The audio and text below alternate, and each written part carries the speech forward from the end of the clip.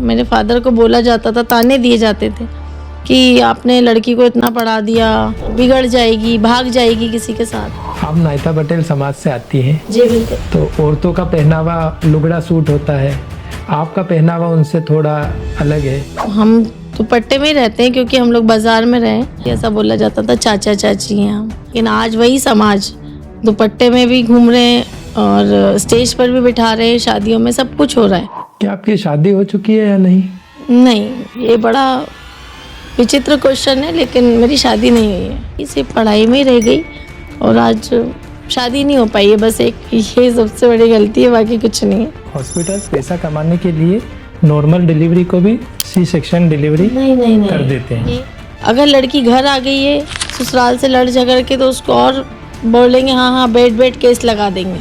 हाँ, काफ़ी लेडीज़ ऐसी होती है जो आज भी यही कहीं खाना खाने जाते हैं तो एक दूसरे के कान में कुछ बोलती भी हैं। लेकिन लड़कियों को जो वो वीडियोस बनाती हैं, जो फोटोज़ डालती हैं, वो सब नहीं करना चाहिए। ये जो मूवीज़ वगैरह जो देखकर बिगड़ती हैं लड़कियां, तो वो सब हम टीवी में ज़्यादा शो वगैरह ना देखें। आज के एपिसोड के स्पॉन्सर हैं आर पटेल दूध डेयरी, खजराना।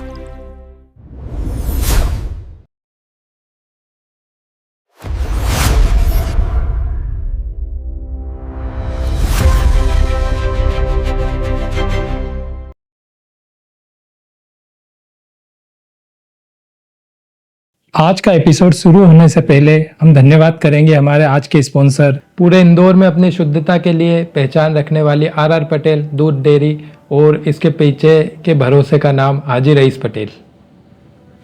आज हमारे साथ है समाज के नियमों से अलग चलकर अपनी पहचान बनाने वाली, स्वागत करते हैं डॉक्टर शबाना पटेल जी का। शुक्रिया। अपने फैमिली बैकग्राउंड के बारे में बताइए। हाँ, देखिए, मैं बेसिकली नौगावा खुर्द जिला धार से बिलोंग करती हूँ। मेरे जो फादर थे लालजी पटेल, जो कि शालार बाबूजी के नाम से प्रसिद्ध थे समाज में। वो शुरू से नौकरी में रहे, पीडब्ल्यूडी में उनकी जॉब रही है, गवर्नमेंट जॉब में रहे। तो वो शुरू से ही बाज़ार में, सिटी में रहे, शहर में रहे। तो हम लोग पहले महू के बाद हम लोग इंदौर में आकर, फादर की जॉब इंदौर में थी पीडब्ल्यूडी में, तो हम लोग इधर ही खजराना में रह रहे हैं। फिलहाल अभी हम वहीं हैं। आप नौगावा गांव से हैं? जी। तो वहाँ आपकी ज़मीन भी होगी? जी बिल्कुल है। तो वहाँ खेती वगैरह कौन करता है? मेरे जो बड़े पापा के बेटे हैं वो सब संभालते हैं ज़मीन हमारी। बाकी हम लोग तो यहीं इंदौर में ही रहते हैं। पापा भी जॉब में ही थे, जो तो अब नहीं है इस दुनिया में, लेकिन वो शुरू से जॉब में ही थे। तो पूरा जो हमारा पहले तो सब फैमिली जो थी, जॉइंट फैमिली थी, सब एक साथ रहते थे। तो तब तो सबका एक ही था, खेती, और हमारे यहाँ मावा बनता है, तो सब कुछ एक साथ ही रहते थे। जब अलग हुए तो हमें जो पुश्तैनी ज़मीन दी गई, वो हमारे बड़े पापा के लड़के हैं, वो सारी देख रेख करते हैं, और जो भी आता है उसका आधा हमारी फैमिली और आधा वो लोग रखते हैं। तो आपका जाना होता है वहाँ पर? हाँ, मेरा तो बहुत कम होता है। मम्मी जाती हैं, भाई जाते हैं, और हमारे जो फैमिली फंक्शंस हैं उनमें तो जाना ही पड़ता है। गांव के लोग लड़कियों को हायर एजुकेशन के लिए भेजने में इतना डरते क्यों हैं? थोड़ा सा जो माहौल है, जो अभी एटमॉस्फेयर चल रहा है हमारे समाज में, और जो हम देखते हैं आए दिन छोटी छोटी बच्चियों के साथ कुछ भी गलत काम होना, तो क्या है, आजकल की फैमिलीज डरने लगी हैं कि हम बाहर पहुंचाएंगे। तो आजकल जो हम माहौल देख रहे हैं लड़कियों का, उस हिसाब से थोड़ा सा हायर एजुकेशन के साइड हम लोग कम जा रहे हैं। लेकिन जो देखा जाए तो हमारे समाज में लड़कियां एमबीबीएस भी कर रही हैं, वकील भी बन रही हैं, और भी दूसरी एजुकेशन ले रही हैं। इवन यहाँ तक कि रशिया, चाइना तक भी पढ़ने जा रही हैं। तो अब धीरे बदलाव आना शुरू हुआ है। तो लड़कियों को पढ़ाते वक्त माँ बाप को किन किन चीज़ों का ध्यान रखना चाहिए? देखिए, हम लड़कियों को अपना खुद का एक जो मैच्योरिटी है, 18th के बाद वो सब आ जाती है। अगर हम 12th के बाद किसी हायर स्टैंडर्ड पे जा रहे हैं, तो लड़कियों को अपने दायरे में रहना है। लड़कियों को अपना मुस्तकबिल अगर अपना सुधारना है मुस्तकबिल, तो उन लोगों को ये सोचना होगा कि अगर हमारे माँ बाप हम पर भरोसा करके पहुँचा रहे हैं तो हम भी उस पे खरे उतरें। आज का ज़माना ये नहीं है कि हम झूठ बोल के आ गए हैं, घूम रहे हैं, कहीं जा रहे हैं, पार्टीज़ मना रहे हैं, वो सब गलत है। ये गलत फ़ायदा नहीं उठाना चाहिए माँ बाप की इज़्ज़त का। तो माँ बाप इसीलिए डरते हैं पहुँचाने में भी। लेकिन अब तो समाज में भी सारी चीज़ें खुल गई हैं, लड़कियाँ आने जाने लगी हैं, दुपट्टा पहनती है, जीन्स भी पहनने लगी हैं, बहुत कुछ चेंजेस आए हैं। गांव की लड़कियां पढ़ाई पर फोकस कैसे रखें और गलत प्रभाव से कैसे बचें और अपने माँ बाप का सम्मान और भरोसा कैसे बरकरार रखें? गाँव की लड़कियाँ और शहर की लड़कियाँ, इसमें कोई फ़र्क नहीं होता है। लड़कियाँ दोनों ही हैं, लेकिन बस ये है कि जो गाँव में हैं उनको इतना सब कुछ फ्रीडम नहीं मिल पाता वहाँ। तो लड़कियों को यही है कि अगर माँ बाप भरोसा कर रहे हैं, पहुँचा रहे हैं पढ़ने, तो हम लोग सोशल मीडिया पे ज़्यादा ना जाके, और ये जो मूवीज़ वगैरह जो देखकर बिगड़ती हैं लड़कियाँ, तो वो सब हम टीवी में ज़्यादा शो वगैरह ना देखें और हम अपनी पढ़ाई पे फोकस कर सकते हो कि भाई हमको ये, शहर की लड़कियां भी वही करती हैं जो गांव की लड़कियां कर रही हैं। स्पेशल कुछ नहीं है कि शहर की लड़कियां कुछ स्पेशल पढ़ाई कर ले रही हैं, है ना। आजकल आप देखें तो गांव की लड़कियां ज़्यादा सिलेक्ट हो रही हैं हर चीज़ में। तो अगर उनको इतना है कि हमें अपने माँ बाप का ख्याल रखना है और हमें उन लोगों की इज़्ज़त बचा के रखनी है कि भाई कहीं हमारी इज़्ज़त को आँच ना आए। जो लड़कियां पार्टीज़ मना रही है, बाहर घूमना फिरना कर रही हैं, ये ना करके हमें जो माँ बाप ने जिस काम के लिए पहुँचाया है, जो हमारा एम है, जो हमारा उद्देश्य है, उसको देखते हुए हमें आगे बढ़ना है। तो उससे क्या होगा कि समाज भी आपकी इज़्ज़त करेगा, माँ बाप का भी आप लोग भरोसा जीत पाएंगे। आज के डिजिटल दौर में लड़कियों को स्मार्टफोन यूज़ करने से पहले किन चीज़ों से बचना चाहिए और किन चीज़ों से सावधान रहना चाहिए? देखिए, स्मार्टफ़ोन ऐसा है कि आज अगर हमें अपनी पहचान बनानी है, तो हम लोग डिजिटल वेब में जी रहे हैं, दुनिया में जी रहे हैं, तो हमें स्मार्टफ़ोन तो यूज़ करना चाहिए। लेकिन लड़कियों को जो वो वीडियोज़ बनाती हैं, जो फ़ोटोज़ डालती हैं, वो सब नहीं करना चाहिए। अपना जो पर्सनल है, वो सब उस पे शो नहीं होना चाहिए। आप एक जो मेंटली भी डिप्रेशन में जाती हैं लड़कियाँ, जो बहुत ज़्यादा एडिक्ट हो जाती हैं उन चीज़ों की, कि वो पूरा टाइम एफबी और इंस्टा ही चलाना है उनको, व्हाट्सअप ही चलाना है, तो वो उसकी एडिक्ट हो जाती हैं। तो वो चीज़ें नहीं होना चाहिए। और दूसरा ये है कि आपका जो पर्सनल है अकाउंट, वो पर्सनल होना चाहिए, पब्लिक नहीं होना चाहिए। और आप किसी से फ्रेंडशिप कर रही हो, आपको फ्रेंड रिक्वेस्ट आ रही है, तो फ्रेंड रिक्वेस्ट आपकी पहचान का है, नोन है, आपका रिश्तेदार है, तो ही उसको एक्सेप्ट कीजिए। नहीं तो अननेसेसरी कोई अनजान आदमी आपको फ्रेंड रिक्वेस्ट भेज रहा है, तो उसको बिल्कुल भी लड़कियों को एक्सेप्ट नहीं करना चाहिए। जो आज का दौर है, जो आजकल ज़माने में जो हर कुछ भी मूवीज़ बना देते हैं, कुछ भी फ़ोटो को लेके गलत यूज़ हो रहा है, मिसयूज़ करते हैं, तो लड़कियों को वो सब नहीं डालना चाहिए। अपने दायरे में रह के अपना मोबाइल यूज़ करना चाहिए। आप पढ़ाई करो, आप उस पे इंटरनेट पे आप सर्च करो, गूगल पे आपके जो नोट्स आते हैं, आपको जो मेडिकल फील्ड से हो तो आपको बहुत सारी प्रैक्टिकल नॉलेज मिलता है, वो सब आप देख सकते हो। बाकी आप इसका मिसयूज़ नहीं करेंगे तो ज़्यादा बेटर है। क्या आपकी शादी हो चुकी है या नहीं? नहीं, ये बड़ा विचित्र क्वेश्चन है, लेकिन मेरी शादी नहीं हुई है। तो इस बारे में कुछ बताना चाहेंगे आप? शादी का ऐसा है कि अ, मैं हूँ तो पटेल समाज से, और मेरे फादर बड़े प्रतिष्ठित रहे हैं समाज में और एजुकेटेड थे काफ़ी। तो उनका ये उद्देश्य था कि मेरे बच्चे पढ़ाई करें और पढ़ लिख कर, वो समाज में भी यही मैसेज देते थे कि भाई पढ़े लिखे आप अपने बच्चों को पढ़ाइए। और ऐसा रहा मेरी शादी का कि हम पढ़ाई में मेरी एज हो गई। अब हमारे समाज में तो छोटे छोटों की शादी हो जाती, गोद में रहता है तो हम सगाई कर देते हैं।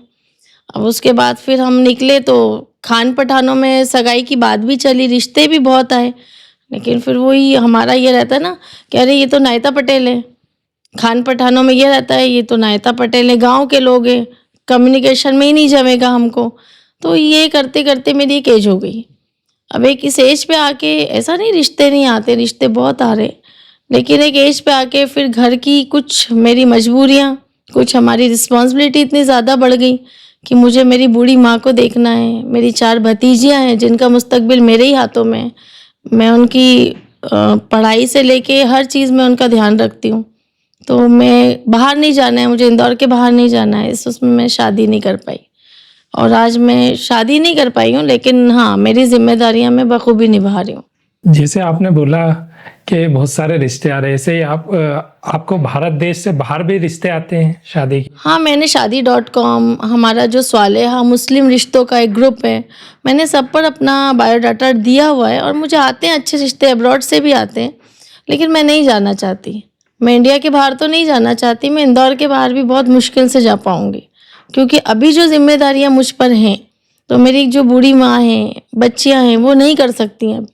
तो मेरे पास बहुत सारी जिम्मेदारियाँ हैं, तो मैं अभी उसी कारण से मैं शादी नहीं कर पा रही हूँ।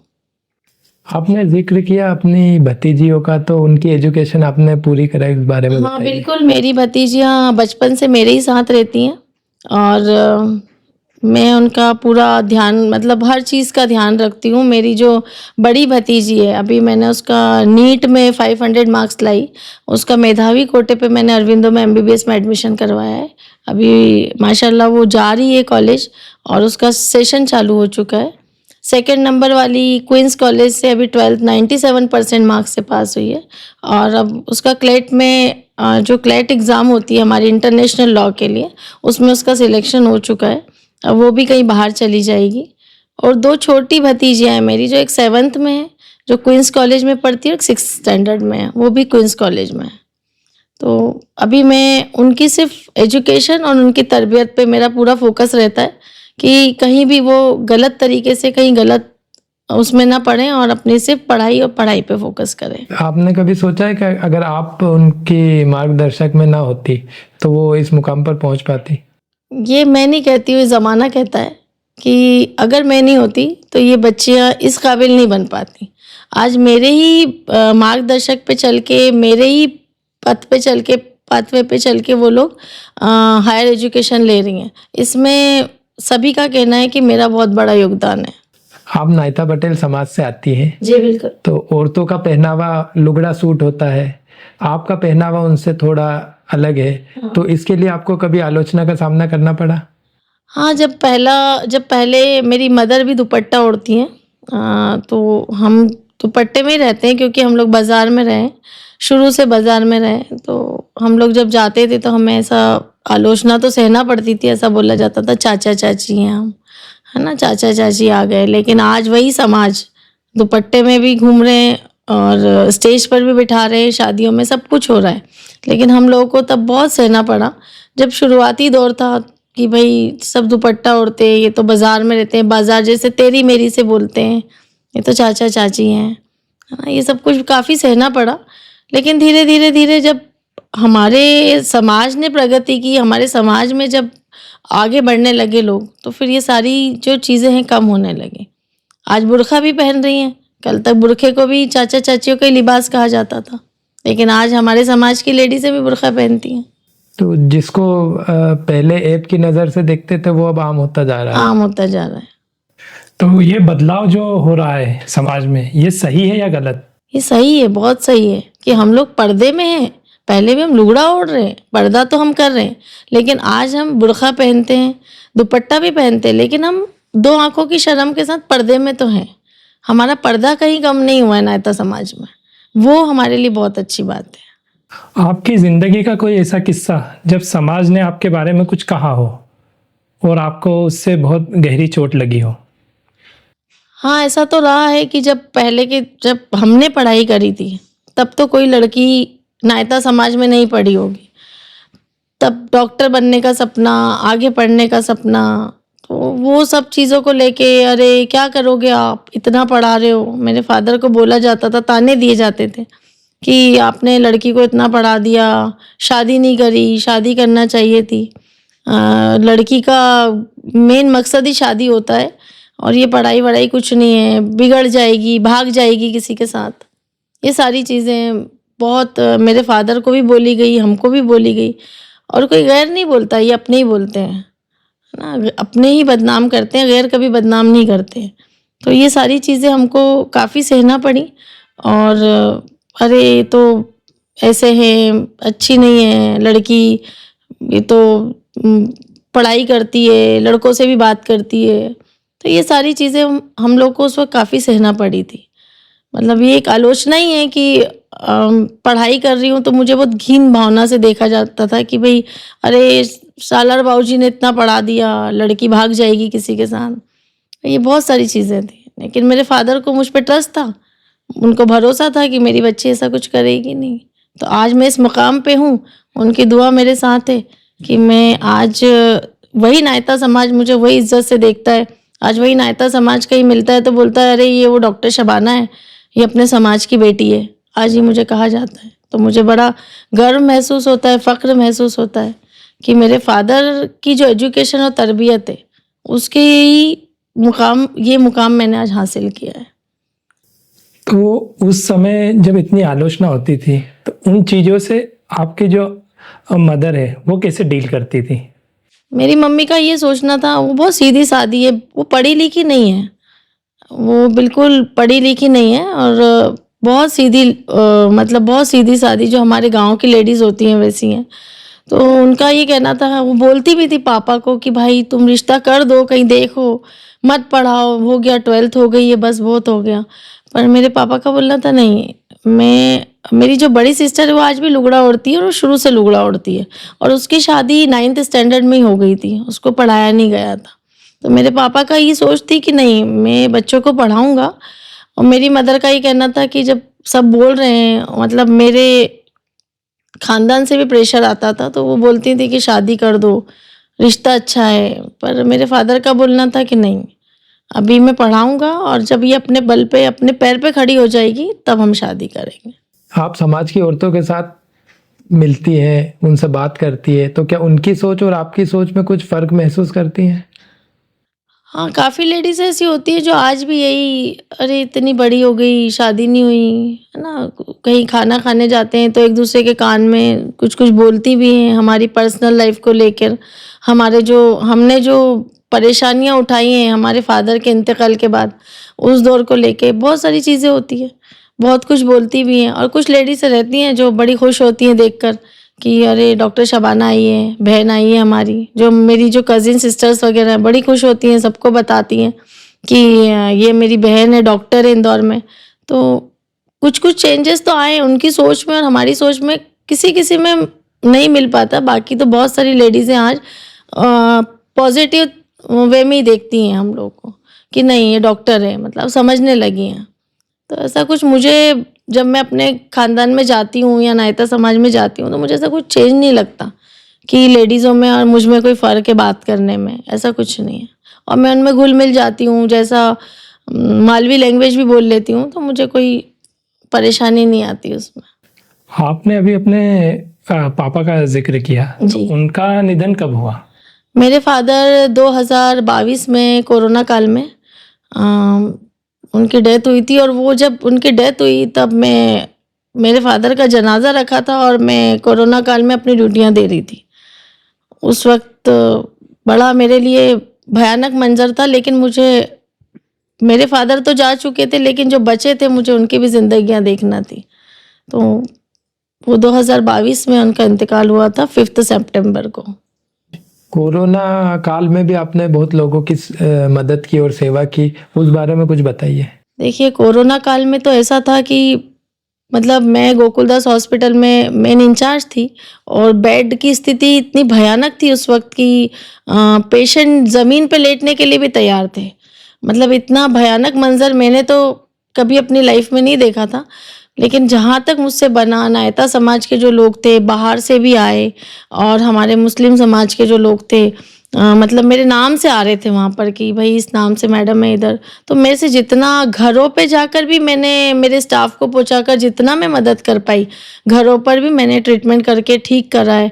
खजराना गांव से लेके आप धार, पीपलिया, घाटा बिलोद, इधर से भी मेरे पास बहुत लोग आए और जितनी मैं मदद कर सकी मैंने सबकी मदद की है। और उसके लिए मुझे जो हमारे नायता समाज का प्रतिष्ठा सम्मान समारोह हुआ था उसमें भी मुझे इनवाइट किया गया था और मुझे अवार्ड मिला है। तो मैंने काम तो काफ़ी किया है, बस वही मेरी एक पहचान है कि मैं कोरोना काल में नायता समाज में ज़्यादा फेमस हुई हूँ। क्या आप किसी और समाज में पैदा होती तो शायद आपकी ज़िंदगी का सफ़र कुछ अलग होता? देखिए ये कह पाना तो बहुत मुश्किल है। हम लोग पहले का ये बात का कुछ जज नहीं कर सकते। अब समाज कोई सा भी हो, जो परेशानी इंसान के साथ आनी है वो तो कहीं भी आएगी, है ना? ऐसा नहीं कि पटेल समाज में आए तो ये तकलीफ आई, हर समाज में आती है और हर समाज के ही लोगों में कहीं ना कहीं आलोचना, कहीं ना कहीं बुराई सहना ही पड़ती है। तो मुझे तो इस बात का बिल्कुल फ़क्र है और मैं बिल्कुल फ़क्र के साथ आज भी बोलती हूँ कि हम पटेल हैं और पटेल समाज को बिलोंग करते हैं। कभी ऐसा हमने कहीं रिश्ते में कहीं बात आई तो छुपाया नहीं कि भाई हम नायता पटेल हैं। हम तो फ़क्र के साथ बोलते हैं कि हम नायता पटेल हैं। ऐसी कौन सी गलती है जो आपने की है और आप चाहती है कि आज की लड़कियां वो गलती ना दोहराएं? मेरी गलतियाँ तो ऐसा कुछ सच मुझे पता नहीं है कि मैं कुछ करी हूँ। लेकिन हाँ, यही है कि एक टाइम पे ये रहा है कि मैं पढ़ाई में ही रह गई हूँ और एक वक़्त ऐसा आता है कि भई नहीं, लड़की को होता है कि अपना घर बसा लेना चाहिए, आगे अपनी भी लाइफ़ होती है जो मैंने नहीं जी है। तो ये मेरी सबसे बड़ी गलती है कि मैंने अपने लिए कुछ नहीं किया। जो किया मैंने अपनी फैमिलीज़ और समाज के लिए किया है। तो मैं लड़कियों को यही बोलूँगी कि पढ़ाई करें, आगे बढ़ें, लेकिन एक अपना अपना खुद का भी एक अपना घर हो, अपना परिवार हो, ये भी ज़रूरी है। तो ये मेरी गलती रही है कि मैं ये सब ना कर पाई, सिर्फ़ पढ़ाई में ही रह गई और आज शादी नहीं हो पाई है। बस एक ये सबसे बड़ी गलती है, बाकी कुछ नहीं है। तो ये आपको मलाल है शादी ना हो पाने का? हाँ, एक रहता है ना कि एक घर भी बसना चाहिए लड़की का। देखिए, आज हम समाज में आए हैं तो हमें समाज के साथ ही चलना पड़ेगा। बस ये है कि भई शादी नहीं हो पाई है, बाकी तो लेकिन अब मैं एडजस्ट हो गई हूँ हर चीज़ में और ऐसा नहीं शादी नहीं करूँगी, शादी तो करूँगी, लेकिन जब अच्छा रिश्ता मिल जाएगा तो शादी कर लूँगी, ऐसा है। आज अगर आप डॉक्टर नहीं होती तो क्या कर रही होती? ये तो नहीं बता पाऊँगी, लेकिन आज मैं अगर डॉक्टर नहीं होती तो शादी करके एक हाउसवाइफ होती।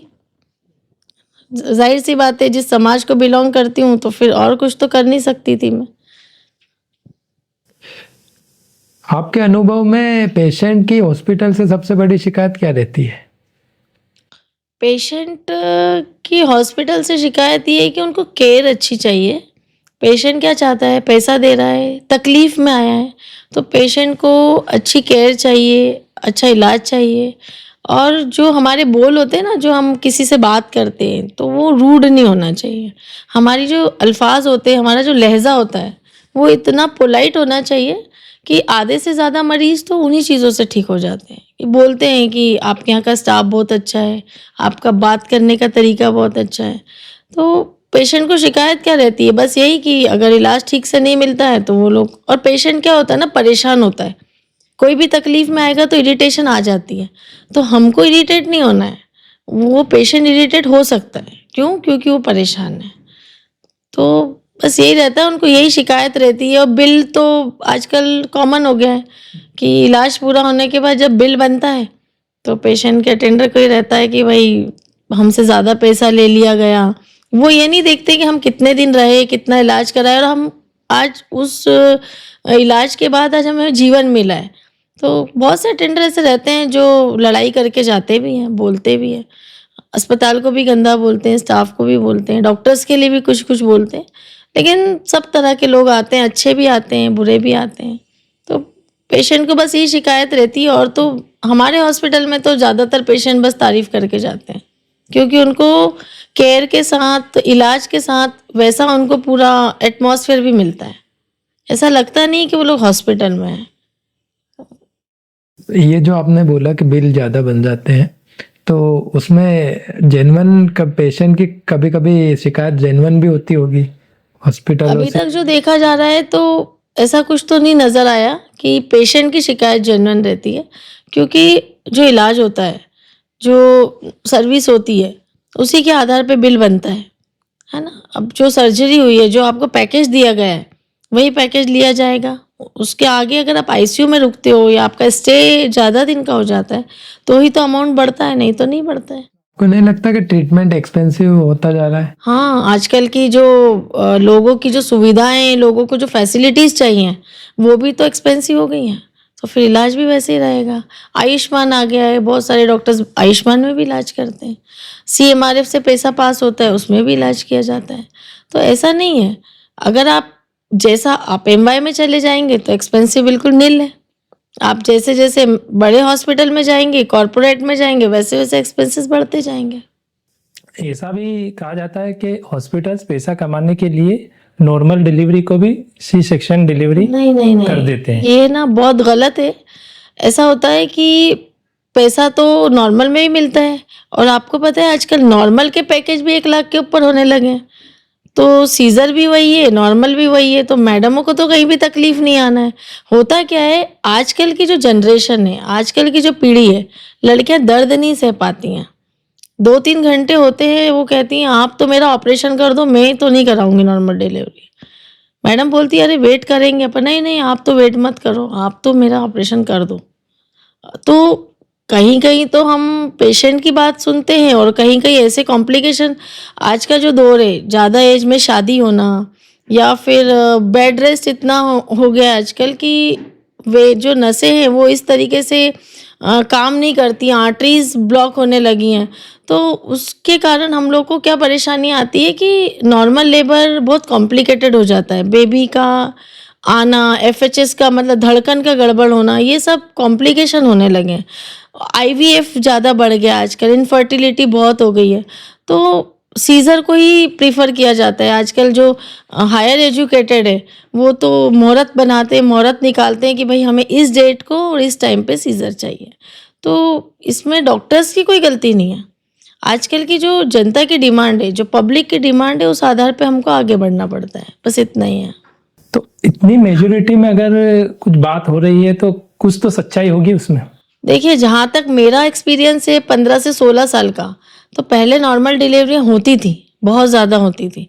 पहले की लेडीज़ है उन सब चीज़ों को सहन करने की क्षमता रखती थी। आजकल की जो डेलिकेट डार्लिंग बोला जाए लड़कियों को, वो लोग बिल्कुल सपोर्ट नहीं करती हैं। अब मेरा खुद का एक्सपीरियंस रहता है कि मैं खुद देखती हूँ, मेरे खुद के पेशेंट होते हैं, वो लोग सपोर्ट नहीं करती हैं। फिर एक टाइम पे ये होता है कि हमको इन इमरजेंसी सीज़र लेना पड़ता है। बेबी का हेड सामने है लेकिन सीज़र लेना पड़ता है। तो इसमें मैडमों का कोई स्वार्थ, जहाँ तक मेरे से जो टच में हैं, मैंने तो उनको कभी ऐसे स्वार्थ नहीं देखा कि इसको ज़बरदस्ती अपन सीज़र कर देते हैं। ऐसा मैंने तो नहीं देखा, मेरी प्रैक्टिस में तो नहीं देखा है। हाल ही में गंदा पानी पीने से इंदौर में कई लोगों की, सैकड़ों लोगों की तबीयत खराब हुई है, और उनमें से कुछ लोगों की मृत्यु भी हुई है जी। तो उस बारे में आप क्या कहना चाहेंगे? वो जो दूषित पानी है उसमें जो बैक्टीरियाज मिले हैं वो वाकई में बहुत खतरनाक थे, और जो हुआ है वो अच्छा नहीं हुआ है। जो कि इतने 10 साल बाद उसको बच्चा रहा, 5-6 महीने का वो जो बच्चा गया आर्यन, वो हम सबके लिए एक बहुत शर्म की बात है। जो हमारे यहाँ चल रहा है, हम इंदौर जैसी नीट एंड क्लीन सिटी में रहते हैं, वहाँ हैजा जैसी चीज़ फैल रही है, वो एक हमारे लिए बहुत शर्मनाक बात है कि इतने लोग गंदा पानी, दूषित पानी पीने से, मतलब उन लोगों ने शिकायत भी की है, उसके बावजूद भी हमारी साइड से, हमारी गवर्नमेंट की साइड से कोई एक्शन नहीं लिया गया। और जो वो लोग गए हैं, वो जिसके भी घर से गए हैं, वो बहुत बहुत ही मतलब एक दुखद घटना है। तो मैं इस चीज़ के लिए तो बोलूँगी कि मतलब ये बहुत गलत है। पानी की जांच होना चाहिए, टंकी कब साफ़ हो रही है हमारी, कोई हमारी रिस्पॉन्सिबिलिटी नहीं दिखती। तो ये तो बहुत गलत हुआ है। आज उधर नहीं, पूरे इंदौर में ये चीज़ें फैल रही हैं। अभी खजराना में भी मैंने सुना है कि पानी में कुछ कीड़े पाए गए। तो ये सब बहुत गलत है, और इसको तो प्रशासन को ही देखना होगा, जो कि जिम्मेदार हैं, हमारे बड़े बुजुर्ग हैं, जो रिस्पेक्टेड हैं उसमें नगर निगम में, उन लोगों को चेक करना चाहिए। पानी की जांच होना चाहिए, नमूना लिया जाना चाहिए था, जो कुछ नहीं हुआ। और उसमें जो बैक्टीरियाज मिले हैं वो बड़े, मतलब वो नाम भी नहीं सुना गया, इतने खतरनाक बैक्टीरिया है। आपके हॉस्पिटल में आपके सामने कोई पेशेंट आए हैं? मेरे यहाँ तक तो कोई शिफ्ट नहीं हुआ है, क्योंकि अरविंदो, डीएनएस और वर्मा यूनियन इधर ही जा रहे हैं। अभी जो गवर्नमेंट जिधर पहुँचा रही है वो लोग वहीं जा रहे हैं। मेरे यहाँ तक अभी एक भी केस नहीं आया। डिवोर्स रेट जो बढ़ते जा रहे हैं, तो आपकी नज़र में उसकी सबसे बड़ी वजह क्या है? आजकल जो डिवोर्स है, देखिए ऐसा बोला जाएगा कि कहीं ना कहीं तो लड़के की भी गलती होगी और लड़कियों की भी गलती रहती है। और लड़कियों की गलती में सबसे ज़्यादा उनके माँ बाप की गलती है, जो लड़कियों को इस चीज़ के लिए बढ़ावा देते हैं। अगर लड़की घर आ गई है ससुराल से लड़ झगड़ के तो उसको और बोलेंगे हाँ हाँ बैठ बैठ केस लगा देंगे। और जो हमारे समाज में केस चल रहे हैं अभी हर जगह, जो लड़कियां पहुंच जाती हैं थाने में और कोर्ट में, तो ये मेन कारण ये रहा है कि उनको या तो सही शिक्षा नहीं मिल पाई है या फिर उनका जो तरबियत है, उनका जो माहौल है वो ठीक नहीं है। और मैं तो इसके बहुत खिलाफ हूँ कि सिर्फ लड़कों को हम इसकी दोषी मान लें कि अरे यार इसकी ननद खराब है, सास खराब है, इसने भगा दिया, तो ये सब चीज़ें तो गलत है समाज में। और हमारे समाज में ये चीज़ें ज़्यादा बढ़ रही हैं, नायता समाज में बहुत ज़्यादा बढ़ रही हैं, जो कि हमारे लिए अच्छी बात नहीं है। तो ये कैसे रोकेंगे ये? इसके लिए तो सबसे पहले लड़के वालों को भी झुक के चलना पड़ेगा और लड़की वालों को भी। और लड़की वालों में सबसे पहले जो माँ होती है जो लड़की को सही तरबियत दे सकती है। अगर आपकी बेटी आ गई है कि मुझे नहीं जाना है, नहीं, उनको समझाना पड़ेगा कि नहीं ऐसे घर नहीं बिगाड़ना है, ऐसा सब, ये सब चीज़ें माँ बाप से ही बेटी सीखती है। और हमारे यहाँ क्या है, बेटियों को और बढ़ावा दिया जाता है, हाँ हाँ बैठ जा कोई नहीं अपन केस लगा देंगे, तो ये चीज़ें गलत है। और इसको सुधारने के लिए समाज के ही लोगों को आगे आना पड़ेगा। डाइवोर्स के बाद एलिमनी लेना सही है या गलत? बहुत गलत है, बहुत गलत है, क्योंकि आजकल क्या हो रहा है 99% तो फेक केस होते हैं, 1% तो कुछ कुछ लेडीज़ होती हैं जिनको ज़रूरत है। लेकिन आजकल एक ट्रेंड बना लिया है, डिवोर्स घर बैठ जाओ केस लगा दो और बस लड़के वाले पैसे वाले उनसे पैसा खींचो, है ना। अच्छा खासा मेंटेनेंस बनेगा, लड़की बढ़िया मेंटेनेंस लेती है और फिर उसका तो सब चलता ही रहता है, तो उसको तो फिर ससुराल जाना ही नहीं है। तो ये मेरी नज़र में तो गलत है। आपने 99% आंकड़ा ज़्यादा नहीं बता? ज़्यादा बता रही हूँ क्योंकि मैं तो एक्सपीरियंस होल्डर हूँ इस चीज़ को, लेकिन जो मैं देख रही हूँ समाज में, मैं जिनसे मिलती हूँ वो भी मुझे सुनने में आता है कि लड़का सही था, मतलब सीधा साधा है, कुछ नहीं करा है, तब भी उस पर केस लगा दिया, दहेज प्रताड़ना का केस लगा दिया।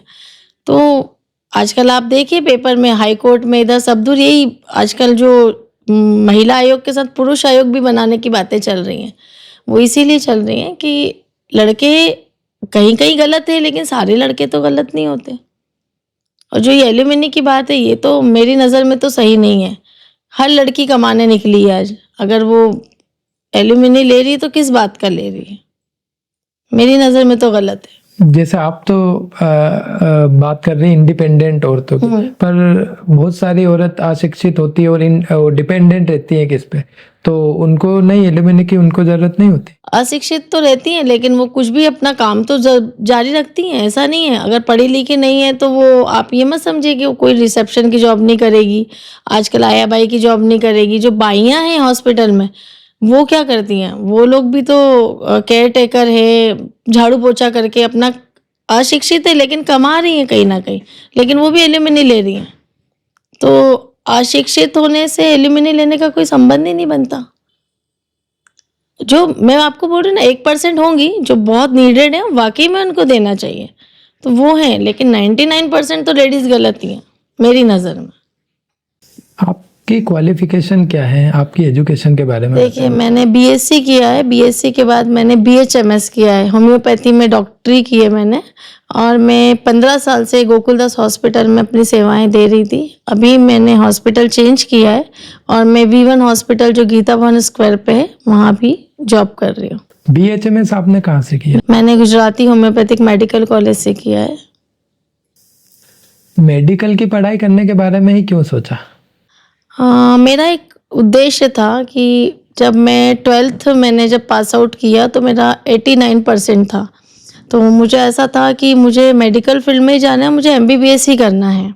मैंने पीएमटी दिया, 3 बार मैंने ड्रॉप लेकर पीएमटी भी एग्ज़ाम जब मैं देने गई तो मैं वेटिंग में आके रुक जाती थी, मैं 2 मार्क्स से 3 मार्क्स से रुक गई।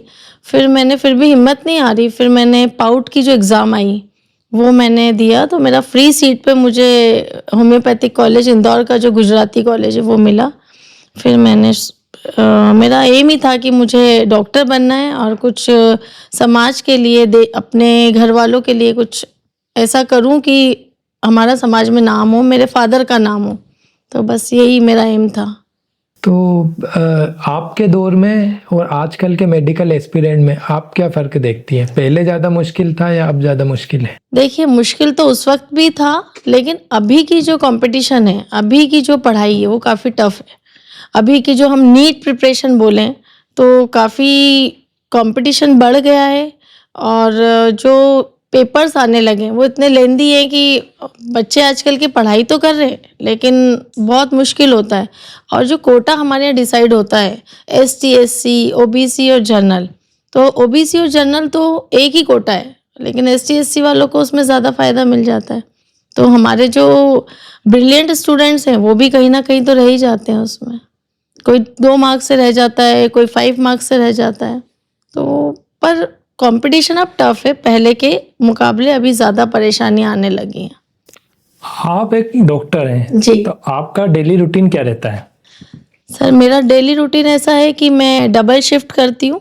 तो मैं सुबह 8 से 3 और रात को 10 से 8 2 शिफ्ट करती हूँ। जो मुझे 3 बजे से लेके, मतलब 4 बजे से लेके जो मुझे 10 बजे के बीच का टाइम मिलता है, उसमें मैं अपना फैमिली का, जो मेरी भैया की बेटियां हैं उनका भी मुझ पर रिस्पॉन्सिबिलिटी बहुत ज़्यादा है, उनकी केयर, फिर मैं खाना वगैरह बनवाती हूँ घर में, मदर है मेरी, उनकी हेल्प करना, फिर मेरा खुद का क्लिनिक रहता है, तो उसमें मेरा टाइम चला जाता है, फिर मैं 10 बजे वापस ड्यूटी ज्वाइन कर लेती हूँ।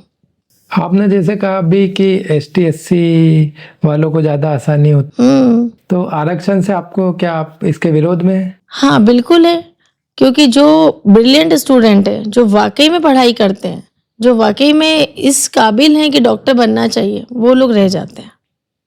और जो कम मार्क्स पे सिलेक्ट होते हैं तो फिर वो तो वही रहता है उनका फंडा। तो ऐसा नहीं लगता उनके लिए चैलेंजेस भी ज़्यादा है? उनके लिए चैलेंजेस कहाँ है, वो तो इजीली सिलेक्ट होते हैं ना। नहीं, उसके सिलेक्ट होने से पहले जो पढ़ाई करने के लिए वो जिस बैकग्राउंड से आते हैं उनके लिए चैलेंजेस? नहीं, कुछ नहीं है। आजकल सब कुछ एक हो गया है। कोई भी ST SC वाला, या मेरे साथ जो नर्सिंग स्टाफ है उसमें आधे से ज़्यादा लोग ST SC को बिलोंग करते हैं। तो इन लोगों के लिए क्या है, पढ़ाई भी, अगर ये 500 मार्क्स में से 200 भी लाए हैं तो इनका सिलेक्शन हो जाएगा, 150 भी लाए हैं तो सिलेक्शन हो जाएगा। तो इनको ज़्यादा मेहनत नहीं करना पड़ती है। इस मुकाबले OBC और जनरल वालों के लिए बहुत ज़्यादा टफ हो जाता है। और यही मेरा भी रहा है कि मैं इसी उस पे वेटिंग में आके 2 बार रही हूँ, और फिर मैंने BHMS की साइड रुक किया कि अब मुझे BHMS कर लेना चाहिए। आपकी लाइफ का फाइनल गोल क्या है? मेरी लाइफ का फाइनल गोल यही है कि अब मेरी जो भतीजों का एम था, मुझे एक तो मैंने MBBS में इंटर्न करा दिया, एक अभी लॉ के लिए चली जाएगी, 2 छोटी हैं जो हमारे ही साथ रहेंगी। अब मुझे आगे ये है कि मैं अपना एक सेटअप खुद बनाना चाहती हूँ, कि मैं एक छोटा सा अपना क्लिनिक या हॉस्पिटल, जो कि गरीबों की सेवा के लिए भी हो, मैं एक अपना छोटा सा सेटअप चाहती हूँ, और फिर अपनी लाइफ सेटल करना चाहती हूँ। बस मेरा आगे का उद्देश्य, आगे का एम यही है।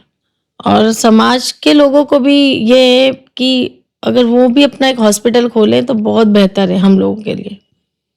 लेकिन ऐसा कोई अभी मुझे नज़र नहीं आता हमारे समाज की साइड से कि कोई हॉस्पिटल बनाना चाह रहा हो या कोई हॉस्पिटल के लिए ज़मीन दे रहा हो, ऐसा कुछ भी नहीं है। अभी एक अपना हॉस्पिटल खुला था आपके खजराना में ही। हाँ, पटेल हॉस्पिटल, तो वो तो कहाँ, उन्होंने तो दे दिया ना, ऑर्थोज हो गया वो रेंट पे चला गया है। वो काफ़ी अच्छा था, अगर वो चाहते रिजवान सर तो आगे बढ़ सकते थे, लेकिन शायद नहीं चाहिए था उनको ये सब। नायता पटेल समाज में आप किन किन महिला गेस्ट को द अफजल इकबाल शो में एज अ गेस्ट देखना चाहेंगे?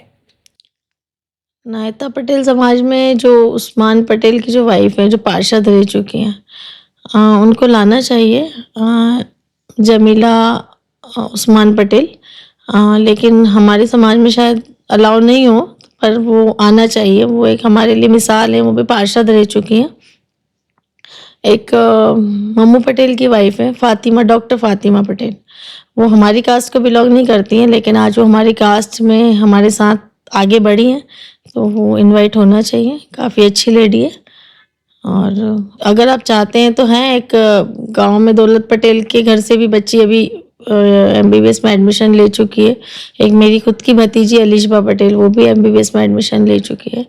और एक सलमा पटेल है जो नायता बिलोदा गांव से बिलोंग करती हैं, उनको भी इस शो में आना चाहिए। वो भी पीएससी की तैयारी कर रही है, और जो भी अचीवर्स हैं, जो लड़कियां हमारे समाज में भी आगे बढ़ रही हैं, पढ़ाई कर रही हैं, उन सभी को इस शो में आना चाहिए। और ये शो हम लोग के लिए बना है, और इसमें ऐसा कुछ नहीं है कि हम कुछ अलग क्वेश्चन कर रहे हो आप लोग या कुछ गलत है। तो लड़कियों को अपनी पहचान तो आप बना ही रही हो, तो आप इस शो में भी इनवाइट करना चाहिए उन लोगों को, और हमें जानना चाहिए आगे का कि लड़कियों का और क्या हम अच्छा मुस्तकबिल कर सकते हैं।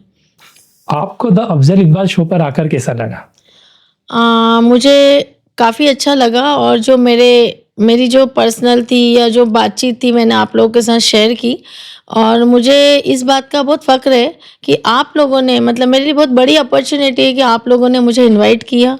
Thank you so much. मुझे बहुत अच्छा लगा आप लोगों के साथ इस शो में आकर, और मतलब ये मेरे लिए बहुत अच्छी बात है कि नायता समाज में आप लोगों ने मुझे इस काबिल समझा और आप लोगों ने मुझे इनवाइट किया। तो ऐसे ही शो चलता रहे आप लोग का, और हम लोग आगे बढ़ते रहें, हमारा समाज आगे बढ़ता रहे। तो बस मैं यही दुआ करूँगी, है ना। Thank you so much. Thank you very much. आपका भी बहुत बहुत शुक्रिया। आज के एपिसोड में हमने एक जिंदगी का सफर सुना जो हमें सोचने पर मजबूर करता है। इसी के साथ मिलते हैं अगले एपिसोड में। तब तक के लिए